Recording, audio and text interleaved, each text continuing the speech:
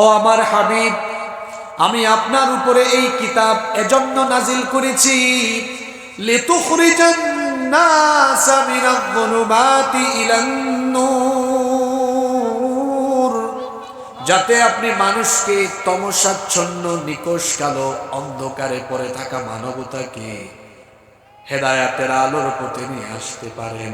গুমরাহির পথ থেকে তাদেরকে যেন হেদায়াতের পথ চিনিয়ে দিতে পারেন, কুফরির পথ থেকে তাদেরকে যেন ঈমানের পথ চিনিয়ে দিতে পারেন, জাহান্নামের পথ থেকে তাদেরকে যেন বের করে এনে জান্নাতের পথ দেখিয়ে দিতে পারেন। এই জন্য কোরআন যিনি নাজিল করেছেন তিনি কে? অজানা গন্তব্যে কোনো পথিক হাঁটা যদি আরম্ভ করে, কেউ যদি তাকে পথের ঠিকানা না দেয়, সে যেমন দিক বিদিক ছোটাছুটি করে হয়রান হয়ে যাবে, ঠিক তেমনি এই পৃথিবীতে আসার পর এই মহাবিশ্বের স্রষ্টা যদি মানুষকে সঠিক পথ না দেখান, সেই মানুষও দিগ্ভ্রান্ত হয়ে গিয়ে লাইনচ্যুত হয়ে গিয়ে পথ হারা হয়ে যাবে। এজন্য আল্লাহ তাআলা এই মানুষকে পৃথিবীতে সঠিক পথ দেখানোর জন্য চূড়ান্ত গাইডলাইন হিসাবে এই কোরআন মানুষকে দিয়েছেন। সুবহানাল্লাহ। এটি আপনাকে অন্ধকার থেকে বের করে আলোর দিকে, জাহান্নামের পথ থেকে আপনাকে ফিরিয়ে এনে জান্নাতের পথ চিনিয়ে দেয়। সুবহানাল্লাহ। তাহলে কোরআনের মাধ্যমে জান্নাতের পথ, সত্য পথ, সঠিক পথ, হেদায়েতের পথ চেনা যায়। এই কোরআনের মাধ্যমে আমরা জান্নাতের পথে পরিচালিত হয়ে আমরা আল্লাহর জান্নাত পেতে চাই কি চাই না? কথা বলেন, চাই কি চাই না? আমরা আল্লাহর জান্নাত চাই, আর জান্নাতের পথ দেখাবে কোরআন। কোরআনের মাধ্যমে জান্নাতের পথ পেতে হলে আপনারা অমনোযোগী হবেন না। আমি কিন্তু কোথাও কোনো মাহফিলে কোনো ভূমিকা দেই না, 2-3 মিনিটের ভিতরে মূল কথায় চলে যায়। আপনারা অনেকে ভাবছেন হুজুর মনে হয় 15-20 মিনিট বক্কর সক্কর কথা বলবে, তারপরে মূল আলোচনা যাবে না। আমার কথা শুরু হয়ে গেছে আরো বহু আগে। মনোযোগ আছে আপনাদের? 2-3 ঘন্টা লম্বা বক্তৃতার চাইতে কয়েক মিনিটের গুছালো এবং মূল কথা, এটা আমাদের জীবনকে পরিবর্তন করতে পারে। এজন্য সকলের মনোযোগ আকর্ষণ করছি, আমরা সময় কাজে লাগাবো ইনশাআল্লাহ। বলছিলাম কোরআনের মাধ্যমে জান্নাতের পথ পেতে হলে কোরআনের দাবি পূরণ করতে হবে। জোরে বলেন তো কথাটা কি বললাম? কিসের দাবি পূরণ করতে হবে? কোরআনের দাবি পূরণ করতে হবে। এখন প্রশ্ন হতে পারে, তাহলে কোরআনের আবার দাবি কি? মানুষের প্রতি কোরআনে কারীমের দাবি হলো মোট 9টি। কথা বুঝে থাকলে সবাই বলেন, আমি মানুষ, আপনিও মানুষ, আমাদের প্রতি কোরআনে কারীমের দাবি মোট কয়টি? আজকে এই পয়েন্টগুলো শুনেন আর নিজের বিবেককে জিজ্ঞেস করেন যে আমি কি কোরআনের এই দাবিগুলো পূরণ করতে পেরেছি? যদি পূরণ করতে পারি তো আলহামদুলিল্লাহ, আমি জান্নাতের পথে নিজেকে পরিচালিত করতে পারছি। আর আমি যদি এই দাবিগুলো পূরণ করতে ব্যর্থ হই, তাহলে এই কোরআন আপনাকে জান্নাতের পথ যেটা দেখিয়েছে ওই পথে আপনি আর যাইতে পারবেন। দাবি পূরণ করতে হবে। তাহলে আমাদের প্রতি কোরআনে কারীমের দাবি হলো মোট, জোরে বলেন তো কয়টি? নাম্বার 1, আউয়ালান, প্রথম পয়েন্ট বলছি, কোরআনে কারীমের উপরে পরিপূর্ণ ঈমান আনা। পরিপূর্ণ কি আনা? ঈমানটা কিরকম হবে? এই কথা বিশ্বাস করা এটা মানব রচিত নয়, এটা অথেন্টিক জেনুইন একটি কিতাব যা নাজিল হয়েছে কার তরফ থেকে? জোরে বলেন, কার তরফ থেকে? এই কোরআন কোথা থেকে, কার কাছ থেকে নাজিল হলো, সেই জবাব আল্লাহ কত সুন্দর করে কোরআনে কারীমে দিয়েছেন। তানজিলাম মিম্মান খালাকাল আরদা ওয়াস সামাওয়াতিল উলা, তোমাদের মাথার উপরে সুবিস্তৃত সুউচ্চ আকাশ আর পায়ের তলার জমিন এত সুন্দর করে সৃষ্টি করেছেন যিনি, এই কোরআন তোমাদের জন্য নাজিল করেছেন তিনি। কোরআনে কারীমের উপরে পরিপূর্ণ ঈমান আনার মানে হলো এই কথা বিশ্বাস করা, এটা আমার আপনার নবী নিজে থেকে রচনা করে বা বানিয়ে কোরআন প্রচার করেননি, বা কোরআন নিজে থেকে রচনা করে আমাদেরকে দিয়ে যাননি, বরং আমার নবী কোরআনের ভেতরে কোনো একটা কথা নিজের বলেন নাই, ওয়া মা ইয়ানতিকু আনিল হাওয়া ইন হুয়া ইল্লা ওয়াহায়ুন ইউহা। মনোবৃত্তির অনুসরণ করে আমার নবী কোনো কথা বলেন নাই, তিনি তাই বলেছেন যা তার কাছে ওহী হিসাবে এসেছে। এই কোরআনে যা আছে সব যার বাণী। জোরে বলেন তো তিনি কে? বলবেন হুজুর মিলে গেছে আমাদের সাথে, এটা আমরা সবাই বিশ্বাস করি। কথা এতটুকুতে শেষ নয়, এতটুকুতেই কথা সীমাবদ্ধ নয়। কোরআনে কারীমের প্রতি পরিপূর্ণ ঈমান আনার মানে হলো এটা আল্লাহর তরফ থেকে নাজিল হয়েছে, এই বিশ্বাসের পাশাপাশি এই বিশ্বাস স্থাপন করা যে আমার ব্যক্তি জীবন, পরিবার, সমাজ, রাষ্ট্রীয় জীবনের সকল দিক এবং বিভাগের পরিপূর্ণ সমাধান, সলিউশন, মেথড, মানহাজ সবকিছু পরিচালনার সবচেয়ে সুন্দরতম পদ্ধতি এই কিতাবের মাধ্যমে যিনি দিয়েছেন তিনি কে? এখন এই জায়গায় অনেকে ধরা খেয়ে যাবে। অনেকেই কোরআনে কারীমের প্রতি কিছু বিশ্বাস করে, কিছু বিশ্বাস রাখে, কিছু বিশ্বাস রাখে না। আপনি বলবেন হুজুর কথাটা বুঝলাম না, এটি আল্লাহর বাণী, এটা বিশ্বাস করে কিন্তু কোরআন দিয়ে যে সমাজ এবং রাষ্ট্র পরিচালনা করা যায় এই ঈমান তার নাই। এই জন্য দেখা যায় কোরআন মসজিদ মাদ্রাসা এগুলোতে থাকলে কোনো আপত্তি নাই। মসজিদ মাদ্রাসায় তারা কোরআনকে ধর্মীয় কিতাব হিসাবে মানে, কিন্তু সমাজ এবং রাষ্ট্রের বিভিন্ন দিক পরিচালনায় কোরআনের আইন তারা গ্রহণ করতে চায় না, মানতে চায় না। এই রকম মানুষ আমাদের সমাজে আছে না নাই? আগামীকাল জুমাবার, আপনি আগামীকাল আইডেন্টিফাই করতে পারবেন। জুমার দিনে যদি মসজিদে খতিব সাহেব বক্তব্য রাখতে গিয়ে বলেন, সম্মানিত মুসল্লিবৃন্দ, মসজিদ কমিটি শোনেন, আমাদের এই মসজিদ আল্লাহর আইনের ভিত্তিতে চলবে। সবার আগে সভাপতি সাহেব হাত তুলে বলবে হুজুর আপনার সাথে আমি একমত। সেক্রেটারি, কোষাধ্যক্ষ সবাই বলবে হুজুর আমরা একমত। আমাদের মসজিদ আল্লাহর আইনে চলুক, কোরআনের আইনে চলুক, আমাদের কোনো আপত্তি নাই। এই বড় বিল গঙ্গাচড়ার সব মানুষ একমত হবে হুজুর আমরাও রাজি আছি। হুজুর যদি খুশি হয়ে পরবর্তী পয়েন্টে বলেন যে আল্লাহর আইনে, যে কোরআনের আইনে মসজিদ চলবে, সেই আল্লাহর আইনে, কোরআনের আইনে সমাজ চলবে, রাষ্ট্র চলবে। এই বক্তব্য দেওয়ার পরেই দেখবেন মসজিদে থাকা বহু আবুল কাশেম, বহু আব্দুর রহমান, আব্দুস সাত্তারের চেহারা তখন একেবারে কালো হয়ে গিয়েছে। তাহলে কি বুঝলেন?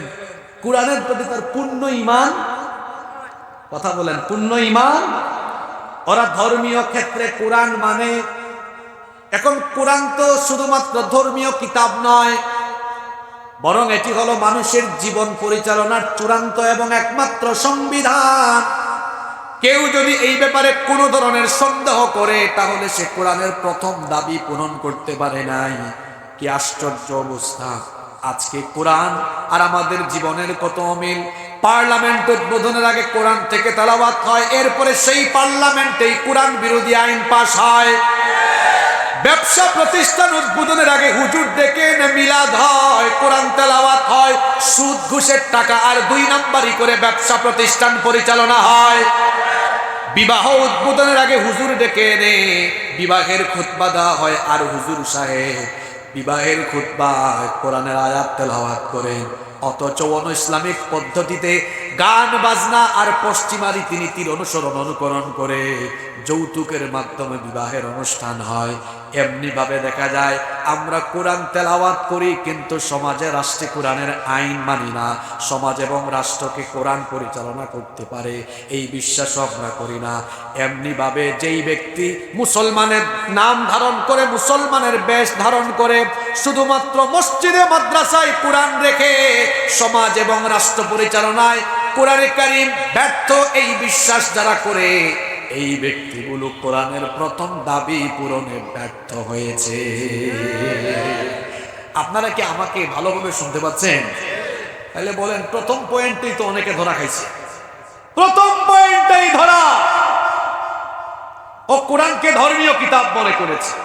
কোরআনে কারীম শুধু ধর্মীয় কিতাব নয়, এটি হচ্ছে মানুষের জীবনের সকল দিক বিভাগ পরিচালনার চূড়ান্ত এবং একমাত্র সংবিধান। কোরআনের প্রথম দাবি। এর উপর পূর্ণ ঈমান আনা। এটা আল্লাহর কিতাব, আর আমার জীবন পরিচালনা, আমার ব্যক্তি জীবন, আমার পরিবার, আমার সমাজ, আমার রাজনীতি, আমার অর্থনীতি, আমার দেশ, আমার আন্তর্জাতিক নীতি, সব পরিচালনায় আমি আইন বানানোর দরকার নাই। এই কোরআনে কারিমে সব যিনি দিয়েছেন তিনি কে? নাম্বার 2, মনোযোগ দিয়ে কথাগুলো শুনেন। আমাদের প্রতি কোরআনে কারিমে 2 নাম্বার দাবি হলো আল্লাহর এই কিতাব বিশুদ্ধভাবে তিলাওয়াত করা। বিশুদ্ধভাবে কি করা?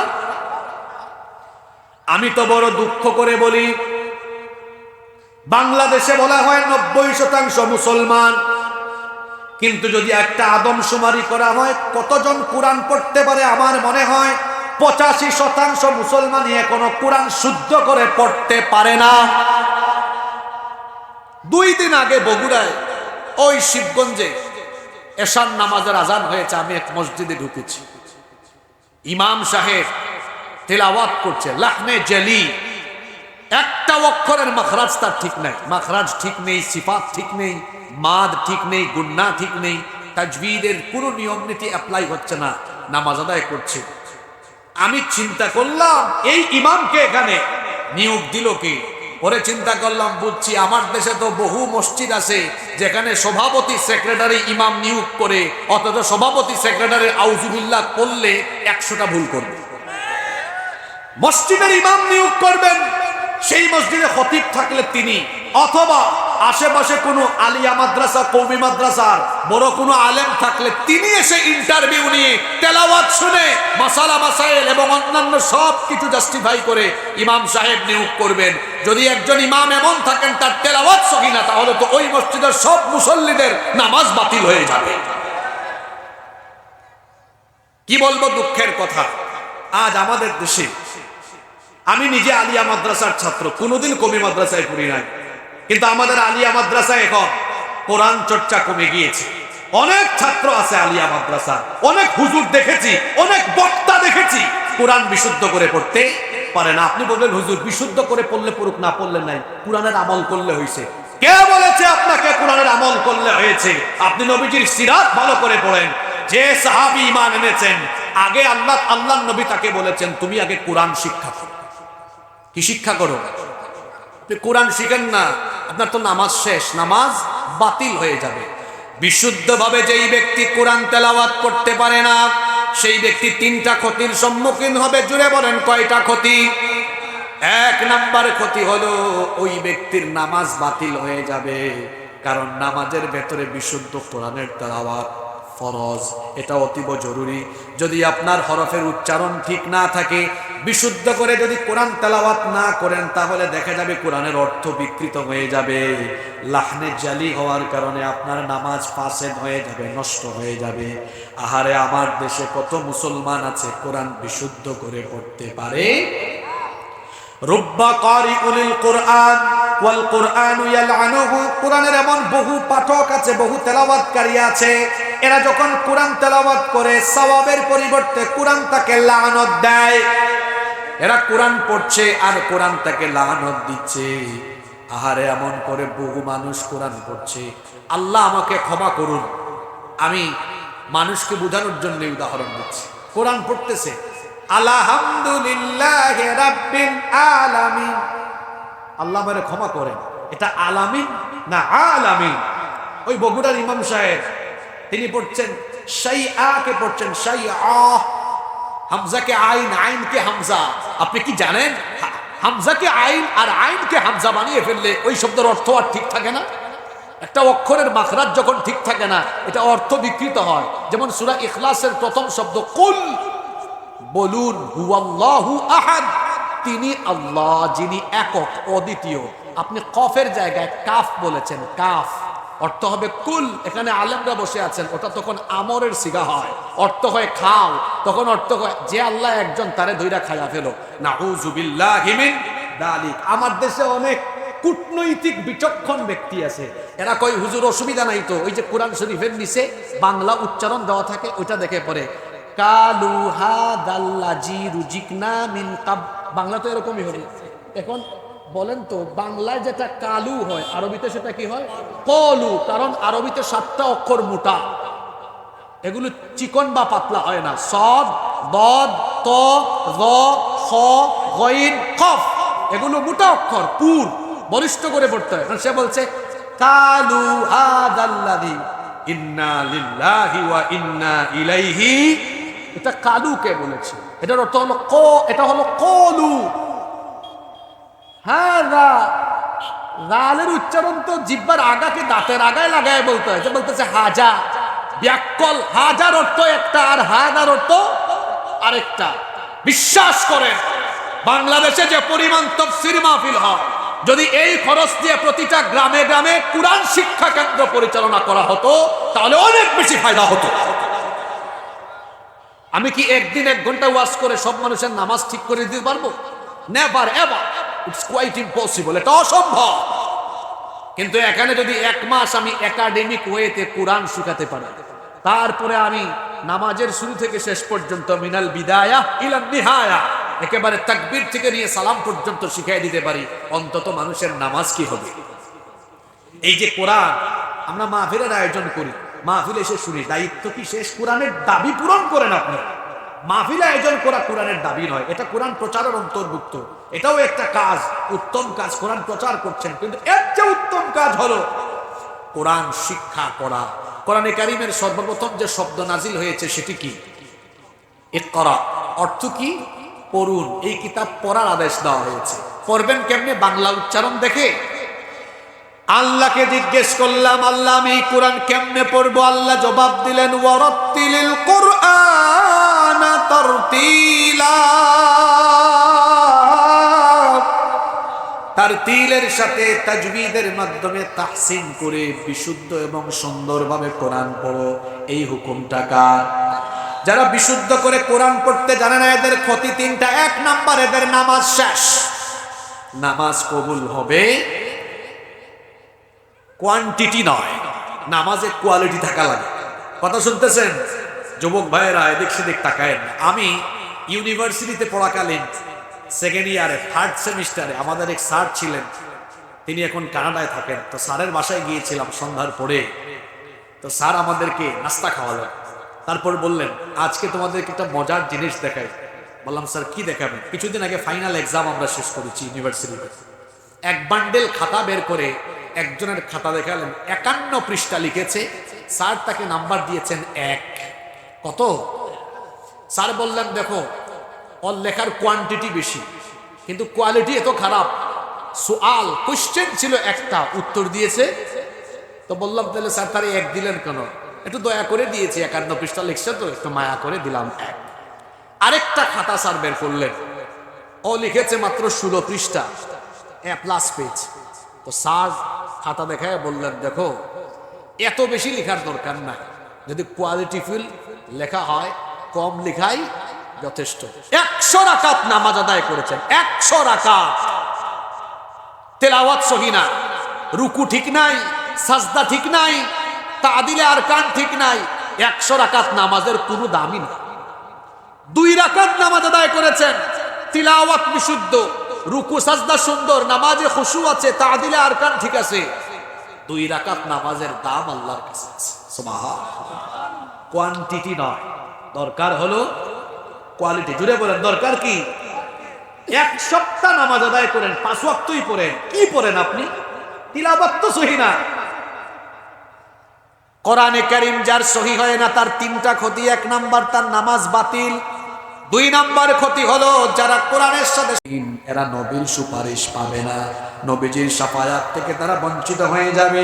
কোরআনে কারীমের 25 নম্বর সূরা সূরাতুল ফুরকানের 30 নম্বর আয়াতে রব্বুল আলামিন বলছেন কিয়ামতের ময়দানে আল্লাহর রাসূল কিছু লোকদের বিরুদ্ধে দাঁড়িয়ে অভিযোগ করে আল্লাহ তাআলাকে বলবেন, ওয়াকালা আর-রাসূলু ইয়া রাব্বি ইন্না কওমি তাখাযু হাযাল কুরআনা মাহজুরা।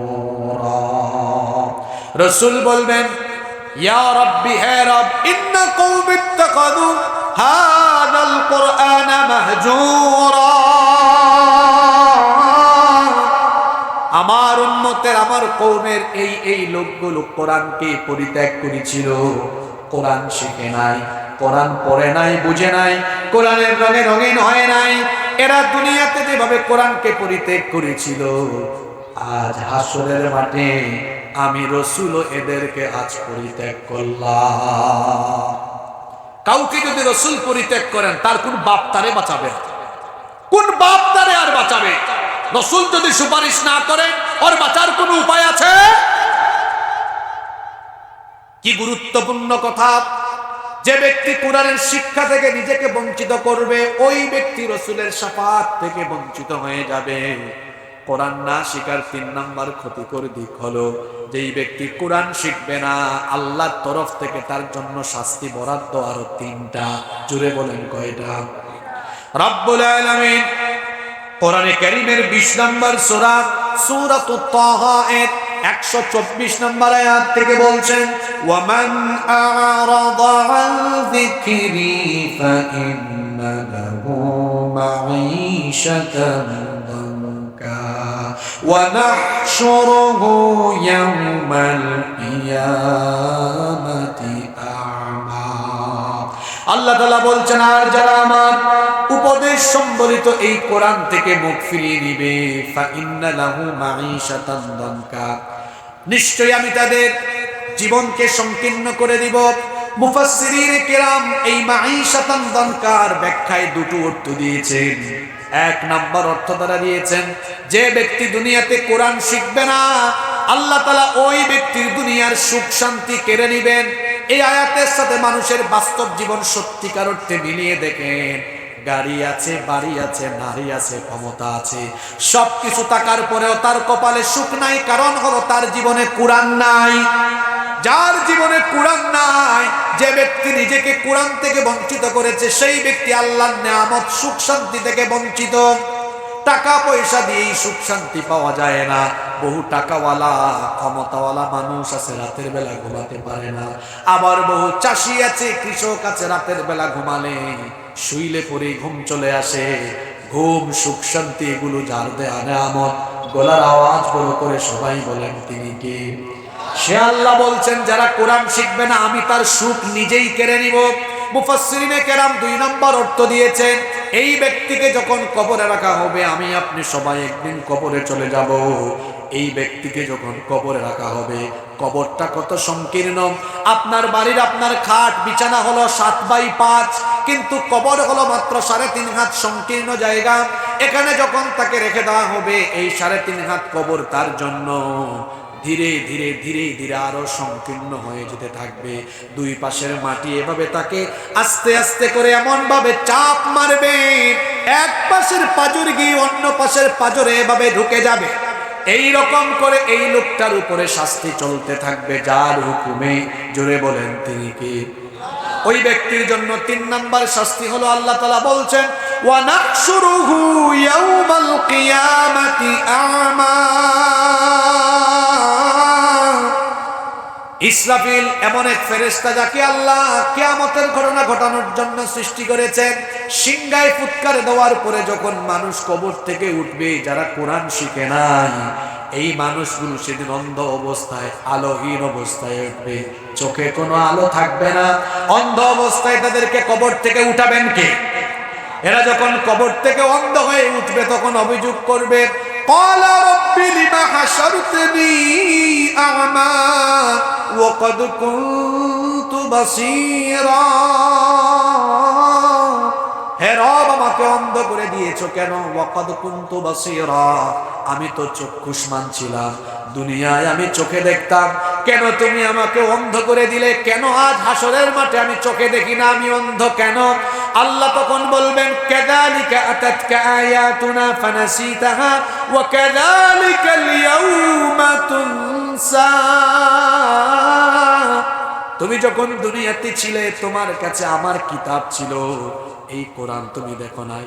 বাংলা ইংরেজি সবই দেখেছো, কিন্তু কোরআন তুমি দেখো নাই। তুমি দুনিয়াতে থাকা অবস্থায় কোরআন দেখো নাই। চক্ষু থাকলেও তুমি যেভাবে অন্ধ হয়ে গিয়েছিলে, এজন্য আমি আল্লাহ আজকে তোমারে অন্ধ বানালাম। শুধু তাই নয়, দুনিয়াতে থাকা অবস্থায় আমার কিতাব কোরআনকে তুমি যেভাবে ভুলে গিয়েছিলে, ওয়া কাযালিকাল ইয়াউমা তুনসা, আজকে তোমার মতো গোলামকেও হাসরের মাঠে আমি আল্লাহ ভুলে গেলাম।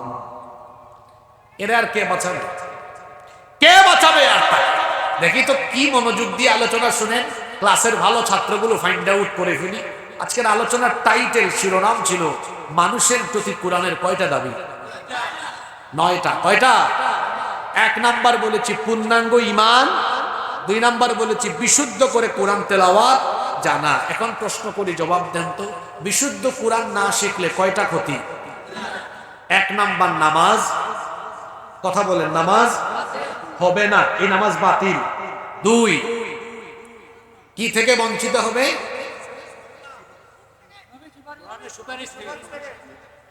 দেখছেন ওয়াজ মাহফিলের সুতা দেখেন, ইন্না লিল্লাহি ওয়া ইন্না ইলাইহি।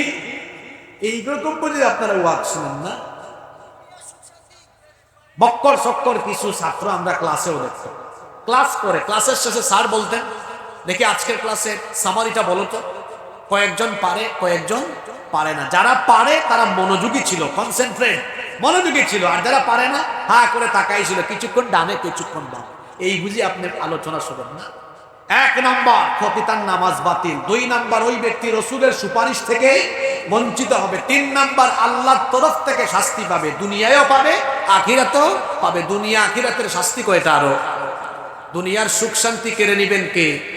2 নাম্বার কবর সংকীর্ণ করে দিবেন কে? 3 নাম্বার এই ব্যক্তিকে কবর থেকে হাসরের ময়দানে কি অবস্থায় উঠানো হবে? কোরআন শেখার দরকার আছে না নাই? জোরে বলেন, শেখার দরকার আছে না নাই? আমি এই এলাকার দায়িত্বশীলগণকে অনুরোধ করে যাব, মসজিদ কমিটিকে অনুরোধ করে যাব, প্রতিটা গ্রামে প্রতিটা মসজিদে বিশুদ্ধ কোরআন শিক্ষা কেন্দ্র চালু করুন, যাতে মানুষ কোরআন শিখতে পারে। মানুষ যখন কোরআন শিখতে পারবে, কোরআনের প্রতি আবেগ বাড়বে, ভালোবাসা বাড়বে। আপনি দেখেন না, কিছু মানুষ সূরা ফাতিহা পড়ে কেঁদে ফেলে। বিশুদ্ধ কোরআন তেলাওয়াতের একটা আকর্ষণ আছে। দেখবেন যারা বিশুদ্ধ কোরআন তেলাওয়াত করে, অর্থ না বুঝলেও বিশুদ্ধ তেলাওয়াতের আকর্ষণে কলিজা ঠান্ডা হয়ে চক্ষু দিয়ে পানি বের হয়ে পড়ে। একটু মসজিদে হারামে যাইয়েন, মসজিদে হারামে, মসজিদে নববীতে দেখবেন তেলাওয়াত যখন শুরু হয়, আলহামদুলিল্লাহি রাব্বিল আলামিন আর রহমানির রহিম মালিকি ইয়াউমিদ্দিন ইয়াকা না'বুদু ওয়া ইয়াকা নাস্তাঈন ইহদিনাস সিরাতাল মুস্তাকিম সিরাতাল লাযীনা আন'আমতা আলাইহিম গায়রিল মাগদুবি আলাইহিম ওয়ালাদ-দাল্লিন।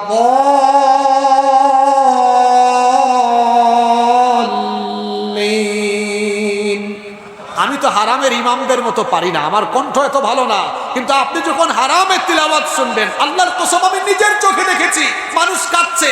আমি জিজ্ঞেস করেছি, আল্লাহ আমাকে বহুবার মসজিদে হারামে নামাজ আদায়ের সুযোগ দিয়েছেন, জিজ্ঞেস করেছি আপনি তো অর্থ বুঝেন না, কাঁদেন কেন? কই হুজুর অর্থ বুঝা লাগে? এত সুন্দর তিলাওয়াত যখন করে কলিজাটা ঠান্ডা হয়ে মনের অজান্তেই চক্ষু দিয়ে পানি বের হয়ে। এটা হচ্ছে কোরআনের মুজিজা। এর তেলাওয়াতে মজা আছে। আপনি জানেন না, আল্লাহর নবীর তেলাওয়াতে উড়ন্ত জিনেরা উড়ন্ত অবস্থা বন্ধ করে নবীর তেলাওয়াত শুনে পাগল পড়া হয়েছে। সুবহানাল্লাহ। সূরা জিনে আছে, তারা কি বলেছে? ইন্না সামি'না কুরআনান আজাবা। আমরা তো আওয়াজের দরিয়ায় থাকি, একই আওয়াজ, একই বিস্ময়কর তেলাওয়াত, এত চমৎকার তেলাওয়াত জীবনেও শুনে নেই। সুবহানাল্লাহ। কোরআন যখন কোরআনের মতো পড়বেন শুনতে মজা লাগবে, আর যখন বলবেন কালু হাজাল্লাজি রুজিকনা মিন কাবলু ওয়া উতুবিহি মুতাচাবিহা, আল্লাহ আমাকে ক্ষমা করে দেন, এটা মানুষকে বোঝানোর জন্য আমি জাস্ট বলেছি, শুনতেও মজা লাগবে না, তেলাওয়াতে কোনো সওয়াবও পাওয়া যাবে না, নামাজগুলোও শুদ্ধ হবে। চিন্তা করেন তো, জান্নাত চাই তো কোরআনের প্রতি আমাদের প্রতি কোরআনের যে দাবি, 2 নম্বর দাবিটাই তো এখনো পূরণ করতে পারলাম না। কোরআন সহি করে পড়তে পারি না। আমি অনুরোধ করে যাব, এই এলাকায় যেন কোরআন শিক্ষা কেন্দ্র অচিরেই চালু করা হয়। কোরআনের আলো ঘরে ঘরে জ্বালো, সংসদে জ্বালো, ঘরে ঘরে। আর সংসদে জ্বালানোর আগে আল্লাহ রসুলের সিরাত অধ্যয়ন করে নবীজির সিরাতগত মানহাজ দেখেন। আল্লাহ নবী আগে মানুষকে তার হৃদয়কে কোরআনের আলোয় আলোকিত করেছেন। আমি যদি মানুষের হৃদয়কে কোরআনের আলোয় আলোকিত করি, তাহলে কোরআনের আলোয় আলোকিত হৃদয়ের এই মানুষগুলো কোরআনের জন্য এমন এক গণবিস্ফোরণ ঘটাবে যা রুখে দেওয়ার সাহস পৃথিবীর কারো থাকবে না। এজন্য ম্যান টু ম্যান, ইন্ডিভিজুয়ালি কোরআনের দাওয়াত দিয়ে মানুষকে কোরআনের আলোয় আলোকিত করতে হবে। আপনারা যারা বিশুদ্ধ করে কোরআন পড়তে পারেন না, বিশুদ্ধ করে কোরআন পড়তে পারেন না, অনেক খারাপ লাগে আপনাদের। আজকে সিদ্ধান্ত নেন, টেক ইউর ডিসিশন, সিদ্ধান্ত নিয়ে যান, আমি আর সময় নষ্ট করব না। আল্লাহর কি জবাব দিবেন বলেন তো? আল্লাহ এত সময় দিলেন, আপনি কোরআন বিশুদ্ধ করে শিখলেন না, এই অপরাধী হয়ে আপনি আল্লাহর সামনে দাঁড়াবেন কেমনে? আজকে সিদ্ধান্ত নিয়ে যান, যেভাবেই হোক, যার কাছে গিয়ে হোক, কোরআন আমি শিখবই শিখবো ইনশাআল্লাহ। নাম্বার 3, মানুষের উপরে কোরআনে কারীমের 3 নাম্বার দাবি হলো কোরআন বিশুদ্ধ করে শেখার পরে বেশি বেশি তিলাওয়াত করা এবং কোরআন শোনা। কারণ কোরআন তেলাওয়াত করলে বা শুনলে ঈমানের ব্যাটারিকে ফুলফিল যিনি করে দেন তিনি কে? ওয়া ইযা তুলিয়াত আলাইহিম আয়াতুহু যাদাতহুম ঈমানা।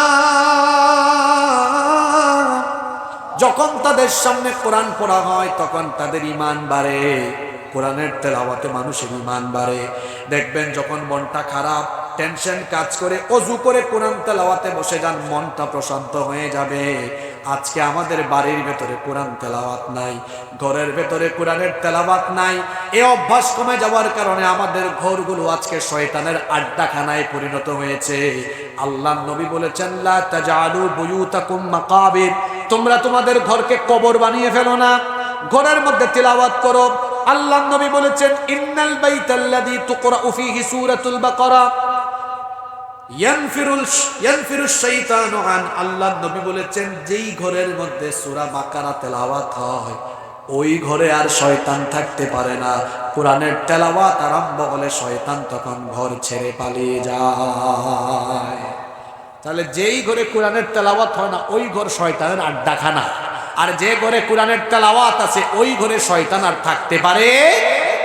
এজন্য বেশি বেশি কোরআন তেলাওয়াত করবেন। এটা হচ্ছে আমাদের উপরে কোরআনের 3 নাম্বার হক। সুযোগ পেলেই কোরআন তেলাওয়াত করেন, কোরআন তেলাওয়াত করেন, কোরআন তেলাওয়াত করেন। একদিকে হরফে হরফে আছে 10 নেকি, অন্যদিকে কোরআন তেলাওয়াতের কারণে আপনার হৃদয়ে যিনি সাকিনা নাজিল করে দিবেন, জোরে বলেন তিনি কে? 4 নাম্বার আমাদের উপরে কোরআনের 4 নাম্বার হক হলো আমার অধীনস্থদেরকে কোরআন শিক্ষা দেওয়া। 1 নম্বরে আমার পরিবারকে কোরআন শিক্ষা দেওয়া, এটা আমার দায়িত্ব। যদি আমার ছেলে মেয়ে আমার সন্তান হয়, আমার সন্তানকে অ আ ক খ ABCD শেখাবো, পড়ে আলিফ বা তা তা কোরআনের শিক্ষা দিব সবার আগে। আমরা অনেকে আছি সন্তানকে আমরা ইংলিশ মিডিয়ামে পড়াই, ব্যারিস্টার হাফেজ, আমরা ব্যারিস্টার ইঞ্জিনিয়ার বানানোর জন্য কত চেষ্টা করি, কত ভালো ভালো প্রতিষ্ঠানে ভর্তি করি। ছেলেকে ব্যারিস্টার বানান, ইঞ্জিনিয়ার বানান, লয়ার বানান, আমার আপত্তি নাই। কিন্তু সবার আগে আপনি আপনার সন্তানকে কোরআন শিক্ষা দিবেন। সন্তানকে যদি কোরআন না শিখান, আল্লাহর কসম, কোরআন হাদিসের শিক্ষা বিবর্জিত এই সন্তান দুনিয়ার সকল শিক্ষা যদি নেয়, কোরআন থেকে যদি বঞ্চিত থাকে, এ কোনোদিন আদবওয়ালা হবে না, বেআদব হবে। এবং এই সন্তান নিজেই তার মা বাপকে গলা ধাক্কা দিয়ে বাড়ি থেকে বের করে অল্ড হোম বৃদ্ধাশ্রমে পাঠিয়ে দিবে। কোরআনওয়ালা সন্তান কখনো তার পিতামাতার সাথে খারাপ আচরণ করে না। এজন্য সন্তানকে কোরআন শেখান। সন্তানটাকে কোরআন শেখালে, আচ্ছা আপনি বাড়িতে যাবেন, বাড়িতে গিয়ে শুনলেন আপনার ছেলে আপনার মেয়ে 7-8 বছর বাড়িতে তেলাওয়াত করছে, ইয়াসিন ওয়াল কুরআনিল হাকীম ইন্নাকা লামিনাল মুরসালিন আলা সিরাতিন মুস্তাকিম। বাড়িতে গিয়ে শুনেন আপনার ছেলে মেয়ে এরকম তেলাওয়াত করছে, আল্লাহর কসম আপনার সন্তান 100 কোটি টাকা উপার্জন করে আপনার হাতে দিলে কলিজায় যে শান্তি লাগবে, আপনার ছেলে মেয়ে এভাবে যদি কোরআন আপনার সামনে পড়তে পারে তার চেয়ে 1000 কোটি গুণ বেশি আপনার শান্তি লাগবে। ছেলে মেয়েগুলোকে কোরআন শিক্ষা দেন। কি সন্তান বানিয়ে যাচ্ছে, আউযুবিল্লাহ পারে না, বিসমিল্লাহ। যে পিতামাতা তাদের সন্তানদেরকে কোরআন শেখাবে না, দুনিয়া এবং আখিরাতে এই পিতামাতা ব্যর্থ হবে, অসম্মান জিল্লতি বেজ্জতির সম্মুখীন হবে। আখিরাতে এই সন্তান বলবে, আল্লাহ আমাকে জাহান্নামে দেওয়ার আগে আমার পিতামাতাকে আমার সামনে আনো, আল্লাহ বলবেন তোমার পিতামাতাকে সামনে আনার কথা তুমি কেন বলছো? সে তখন বলবে তারা তো আমাকে কোরআন শেখানোর ব্যবস্থা করে নাই, তারা আমাকে পথভ্রষ্ট করেছে, আমাকে হেদায়েতের পথে আনার জন্য হেদায়েতের এই কিতাব শিক্ষার কোনো ব্যবস্থা করে নাই। হে রব, আমার মা বাপকে আমার সামনে এনে দাও। নাজআলহুমা তাহতা আকদামিনা লিয়াকুনা মিনাল আসফালিন। আজ আমি আমার বাপ মায়ের বুকের উপরে উঠে পাড়া দিয়ে পদদলিত করে দলিত মথিত করে তারপরে আমি জাহান্নামে যাব। কি ব্যর্থ পিতা, কি ব্যর্থ মাতা, তার সন্তান তার বুকের উপরে উঠে পাড়াতে চাইবে। আর যদি তার বিপরীতে আপনি সন্তানকে দুনিয়ায় কোরআন শেখায় যেতে পারেন, আপনি যদি কোনো কারণে আটকায়াও যান, একজন হাফেজ বা আলেমকে কিয়ামতের দিন তার নিকটাত্মীয়দের জন্য সুপারিশের সুযোগ দেওয়া হবে। সন্তানকে কোরআনওয়ালা বানিয়ে যান। এই সন্তান বলবে, আল্লাহ আমি একা জান্নাতে যাব না, আমার বাপ আর আমার মাকে তুমি আমার সাথে জান্নাতে দিয়ে দাও। সুবহানাল্লাহ, কইতে ইচ্ছে করে না? আল্লাহ বলবেন তোর মা বাপকে শুধু জান্নাত দিব না, শোন তোর বাপ মা তোরে কোরআন শেখানোর ব্যবস্থা করেছে, তোর মা বাপকে আমি আজ হাসরের মাঠেও সম্মান দিব। আল্লাহ বলবেন ফেরেশতাদেরকে, উলবিসা ওয়ালিদাহু তাজান ইয়াউমাল কিয়ামা, এই কোরআনওয়ালা সন্তানের মা বাপের মাথার মধ্যে নূরের মুকুট আজকে পরিধান করিয়ে দাও। দুনিয়ায়ও সম্মান, আখিরাতেও অধীনস্থদেরকে কোরআন শেখান। এটা আপনার প্রতি কোরআনের 4 নম্বর। কয় নম্বর দাবি? নাম্বার 5। মানুষের প্রতি কোরআনের 5 নম্বর দাবি হলো যথাসাধ্য এই কোরআন মুখস্থ করা। যতটুকু পারবেন মুখস্থ করবেন। না, আমরা কোরআন মুখস্থ করি না, দায়িত্ব দিয়েছি হাফেজদেরকে। আর আমাদের পুঁজি হলো আলাম তারা কাইফা ফাআলা রাব্বুকা বিআসহাবিল ফিল, এই সূরা থেকে ওই যে কুল আউযু বিরাব্বিন নাস, মাত্র এই 10টা সূরা, এর বাইরে আমাদের আর কোনো মুখস্থ নাই। আমার শিক্ষা ব্যবস্থা আজ কোন জায়গায় গিয়ে দাঁড়িয়েছে? মাস্টার্স শেষ করে ভালো বাংলা জানে, ভালো ইংরেজি জানে, কিন্তু শুদ্ধ করে কোরআন পড়তে জানে না। আপনারা দোয়া করবেন, আমরা বাংলাদেশে শিক্ষা ব্যবস্থা নিয়ে কাজ করার নিয়তে বহুদূর এগিয়েছি। সামনে আমরা কিছু প্রতিষ্ঠান এমন তৈরি করব। আমার শিক্ষা প্রতিষ্ঠানগুলো এমন হওয়া দরকার, এখানে কোরআনের শিক্ষা বাদ থাকবে না। প্রতিটি ক্লাসে বাংলা, ইংরেজি, গণিত, তারপরে বিজ্ঞান বা ব্যবসায়িক যত সাবজেক্ট আছে, সায়েন্স কমার্সের, এগুলো থাকবে, আইসিটি থাকবে, সবই থাকবে। পাশাপাশি কোরআন, হাদিস, আরবি মাস্ট থাকবে সেখানে। আচ্ছা, এমন হইলে কেমন হইতো শুনেন তো আপনারা? হ্যাঁ, আলাদা করে আর শিক্ষার দরকার নাই। প্লে, নার্সারি, তাকে আদব কায়দা, দোয়া দুরুদ, মাসালা শিক্ষা দেওয়া হবে। ক্লাস 1, 2, ক্লাস 1, 2 এই 2 ক্লাসে, ক্লাস 1-এ তাকে কায়দা, সিফারা পড়ায়া নাজেরা দেওয়া হবে। ক্লাস 2-তে তাজবিদ সহকারে বিশুদ্ধ করে কোরআন শেখানো হবে। এবার আসেন ক্লাস 3, 4, 5, 6, 7, 8, 9, 10, কয়টা ক্লাস? 8টা ক্লাস। প্রতি ক্লাসে সিলেবাস বাধ্যতামূলক করেন।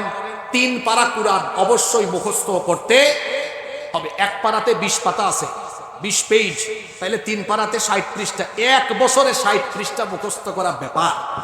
কথা বলেন ব্যাপার? ব্যাপারই না। তাহলে দেখা যাবে এই ছেলে এসএসসি শেষ করার সময় কোরআনের 24 পারা মুখস্থ। ইন্টারমিডিয়েটের ফার্স্ট ইয়ারে আরো 3 পারা, সেকেন্ড ইয়ারে আরো 3 পারা, 3, 3, 6, 24 আর 6 কত? জোরে বলেন। 30। এবার সে ইউনিভার্সিটিতে যাবে, সে যে ডিপার্টমেন্টে পড়বে। এখন সে ডাক্তার হবে, হোক হাফেজ ডাক্তার, ইঞ্জিনিয়ার হবে, হোক হাফেজ ইঞ্জিনিয়ার, ব্যারিস্টার হবে, হাফেজ ব্যারিস্টার, হাফেজ অ্যাডভোকেট। দেখা যাবে আমার দেশের একজন লয়ারও যখন আদালতে দাঁড়িয়ে কোনো মামলা এজলাসে যখন হেয়ারিং করবেন, দেখা যাবে তিনি তখন ভালো ইংরেজি জানেন, তার পাশাপাশি কোরআনের টেক্সট সেখানে তেলাওয়াত করে উদ্ধৃতি দিয়ে মাঝে মাঝে আরবিতেও কথা। সুবহানাল্লাহ। এমন শিক্ষা ব্যবস্থা যদি হতো, তাহলে অনার্স মাস্টার শেষ করে যারা চুরি ডাকাতি করে এই সিলেবাস যেখানে কোরআন নাই, হাদিস নাই, এরা চোর ডাকাত হতো না। যদি এখানে কোরআনিক সিলেবাসের সমন্বয়, কম্বিনেশন ঘটানো হতো, তাহলে চোর ডাকাত, দুর্নীতিবাজ হওয়ার পরিবর্তে দেশপ্রেমিক, আল্লাহওয়ালা আর পরহেজগার হতো। সম্মানিত উপস্থিতি, তাহলে বলছিলাম কোরআন শিক্ষা দেওয়ার ব্যবস্থা করতে হবে। 5 নম্বর হলো কোরআন মুখস্থ করতে হবে। কোরআন মুখস্থ করা কঠিন নয়। আজকে আপনাদেরকে কোরআন মুখস্থ করার কৌশল শিক্ষা দিয়ে যায়। আমি নিজে স্কুলের ছাত্র, এরপরে আমার বাবা, আমার 14 গোষ্ঠীতে কোনো আলেম নাই, সব জেনারেল শিক্ষায় শিক্ষিত, ইউনিভার্সিটি পড়ুয়া। আমার বাপ আমাকে স্কুল থেকে ধরে এনে মাদ্রাসায় দিয়েছেন। মাদ্রাসার সর্বোচ্চ পড়ালেখা শেষ করেছি, ইউনিভার্সিটিতেও আমি পড়েছি। যেহেতু ছোটবেলা আমি স্কুলে পড়েছি, আমি হাফেজ হওয়ার সুযোগ পাইনি। একটা আক্ষেপ ছিল, মনে মনে চিন্তা করলাম হাফেজ আমাকে হতেই হবে। আমি শুরু করলাম এবার কোরআন মুখস্থ করা, ধাপে ধাপে কোরআন মুখস্থ শুরু করছি। আমার মনে হয় ইনশাআল্লাহ তাড়াতাড়ি শেষ হবে। কোরআন মুখস্থ করা সহজ, আপনি এক আয়াত শিখেন না ডেইলি। সূরা নাবা 30 পারার প্রথম সূরা ধরেন, দেখেন মুখস্থ করা কত সহজ। আম্মা ইয়াতাসাআলুন, আজকে এক আয়াত সারাদিন জপেন, আগামীকাল আরেক আয়াত।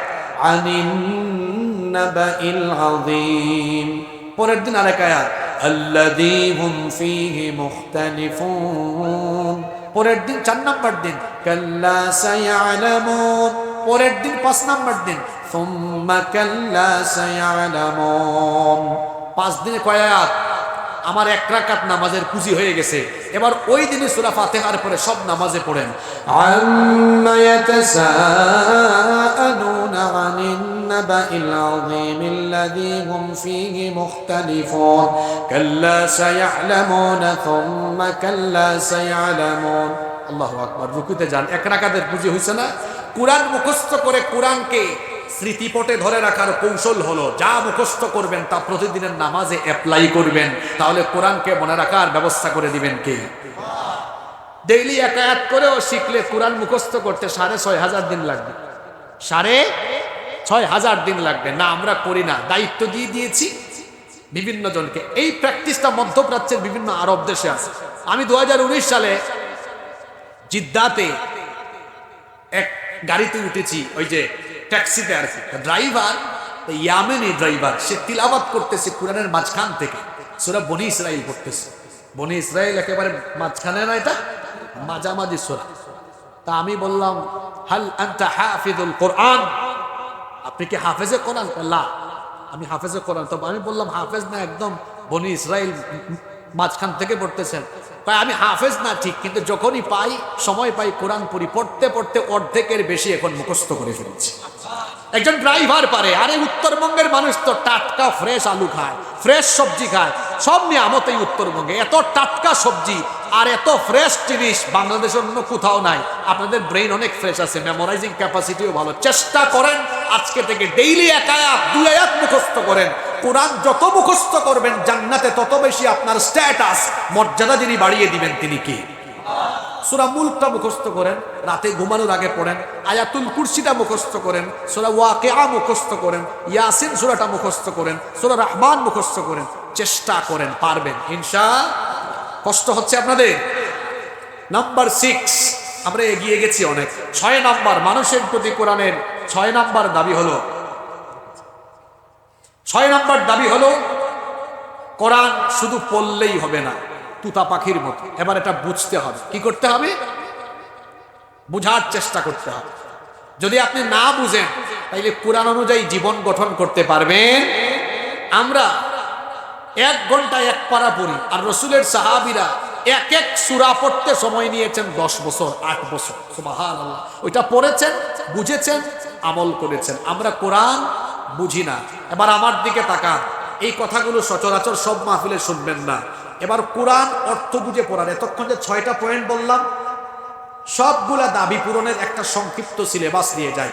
তাফহিমুল কোরআন, তাফসির ফি জিলালিল কোরআন, মারিফুল কোরআন, তাফসিরে জালালাইন, তাফসির ইবনে কাসির। 5টা তাফসিরের নাম বললাম, এগুলো সব বাংলা অনুবাদ করা পাওয়া যায়। 2-2.5 হাজার টাকা দাম হবে এক সেট তাফসিরের।